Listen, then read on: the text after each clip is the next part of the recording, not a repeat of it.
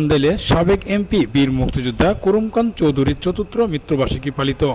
ময়মনসিংহের নান্দাইলে বাংলাদেশ জাতীয়তাবাদী দল বিএনপির প্রতিষ্ঠাকালীন কেন্দ্রীয় কমিটির সদস্য, ময়মনসিংহ উত্তর জেলা বিএনপির প্রতিষ্ঠাতা আহ্বায়ক এবং সাবেক 4 বারের সংসদ সদস্য বীর মুক্তিযোদ্ধা মরহুম করমকান চৌধুরীর চতুর্থ মৃত্যুবার্ষিকী পালিত হয়েছে।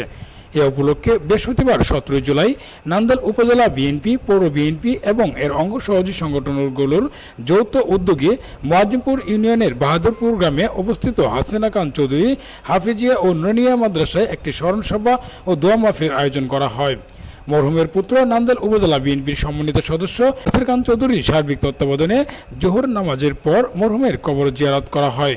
এরপর অনুষ্ঠিত স্মরণ সভায় সভাপতিত্ব করেন ময়মনসিংহ উত্তর জেলা বিএনপির সদস্য ও উপজেলা বিএনপির সাবেক সাধারণ সম্পাদক আবুল কালাম আজাদ।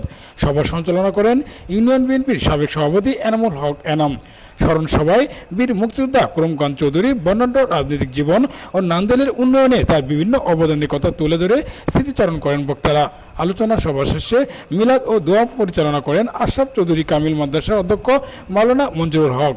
এ সময় উপস্থিত ছিলেন নান্দাইল উপজেলা বিএনপির নেতা মাসুম খান, আলহাজ আব্দুল মান্নান মাস্টার, জিয়াউর রহমান শাহিন, আব্দুল সালাম খোকন শিকদার, লিটন সরকার, মিজুর রহমান ভূঁইয়া, ডাক্তার আমিনুল হক ভূঁইয়া, যুবদল নেতা জহিরুল হক, মোবারক হোসেন উজ্জ্বল, শাহজাহান কবির এবং ছাত্রদল নেতা হৃদয় হাসান সহ পৌর ও ইউনিয়ন বিএনপি ও অঙ্গ সহযোগী সংগঠনের অসংখ্য নেতাকর্মী ও সর্বস্তরের জনগণ।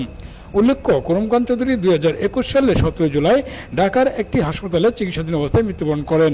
তিনি নান্দাইল ও ঈশ্বরগঞ্জ আসন থেকে মোট 4 বার সংসদ সদস্য হিসেবে নির্বাচিত হয়েছিলেন এবং এলাকার শিক্ষা ও সামাজিক উন্নয়নে গুরুত্বপূর্ণ ভূমিকা রেখেছিলেন।